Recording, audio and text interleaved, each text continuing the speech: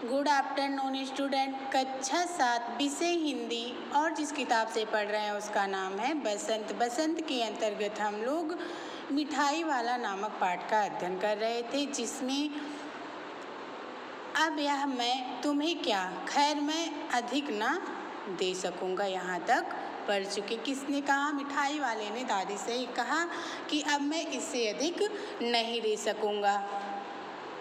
रोहिणी दादी के पास ही थी। बोली, दादी फिर भी काफ़ी सस्ता दे रहा है, 4 पैसे ही ले लो या पैसे रहें। मिठाई वाला मिठाइयाँ गिनने लगा। तो 4 ही दे दो। अच्छा, 25 नहीं सही, 20 ही दे दो। अरे हाँ, मैं बूढ़ी हुई, मोल भाव अब मुझे ज़्यादा करना आता भी नहीं। दादी कहती हैं कि अरे अब तो मैं बूढ़ी हो गई हूँ, अब तो मैं बुढ़ी हो गई, मुझे मोल भाव करना अब ज़्यादा नहीं आता है। कहते हुए दादी के पोपले मुँह से ज़रा सी मुस्कुराहट फूट निकली।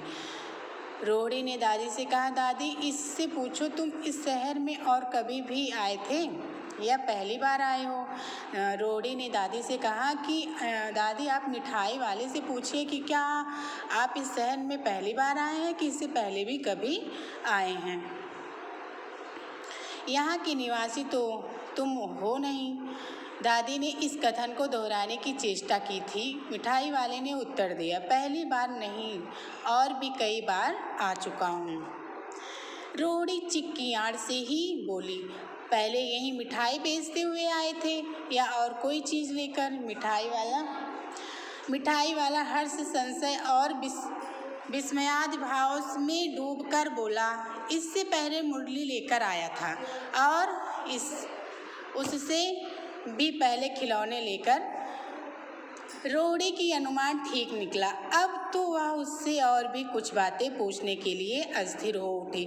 वह बोली, इन व्यवसायों में भला तुम्हें क्या मिलता होगा? वह बोला, मिलता भला क्या, यही खाने भर को मिल जाता है, कभी नहीं भी मिलता है, पर हाँ संतोष, धीरज और कभी कभी असीम सुख जरूर मिलता है, और यही मैं चाहता भी हूँ। सो कैसे, वह भी बताओ। अब व्यर्थ उन बातों की क्यों चर्चा करूं, उन्हें आप जाने ही दें। उन बातों को सुनकर आपको दुख ही होगा। जब इतना बताया है तब और भी बता दूं। मैं बहुत उत्सुक हूँ, तुम्हारा हर्जा ना होगा।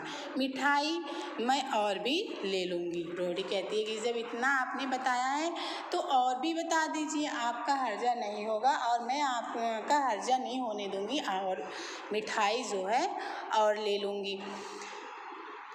अतिशय गंभीरता के साथ मिठाई वाले ने कहा, मैं भी अपने नगर का एक प्रतिष्ठित आदमी था। मकान, व्यवसाय, गाड़ी घोड़े, नौकर चाकर सभी कुछ था। स्त्री थी, छोटे छोटे 2 बच्चे भी थे। मेरा वह सोने का संसार था। बाहर संपत्ति का वैभव था, भीतर सांसारिक सुख था। स्त्री सुंदर थी, मेरी प्राण थी। बच्चे ऐसे सुंदर थे जैसे सोने के सजीव खिलौने। उनकी अटखेलियों के मारे घर में कोलाहल मचा रहता था। समय की गति, विधाता की लीला, अब कोई नहीं है।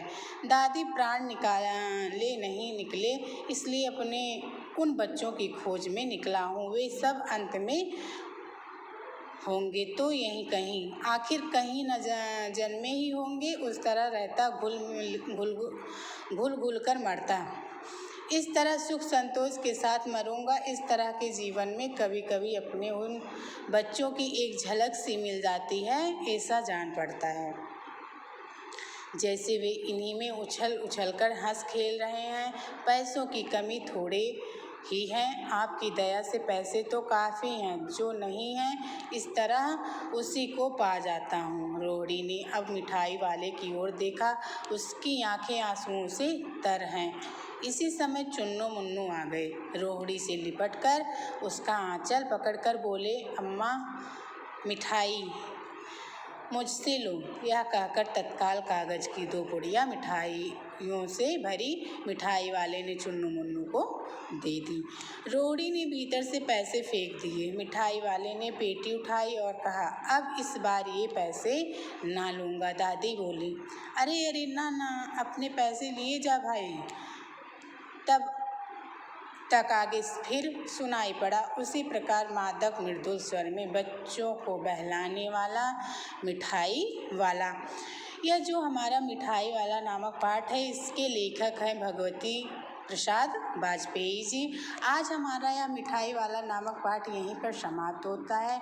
आशा करती हूँ बच्चों की आप लोगों को समझ में आया होगा। आप लोग इसको पढ़िए और सीखिए और गृह कार्य आप लोग डेली लिखकर भेजा करिए। Thank you.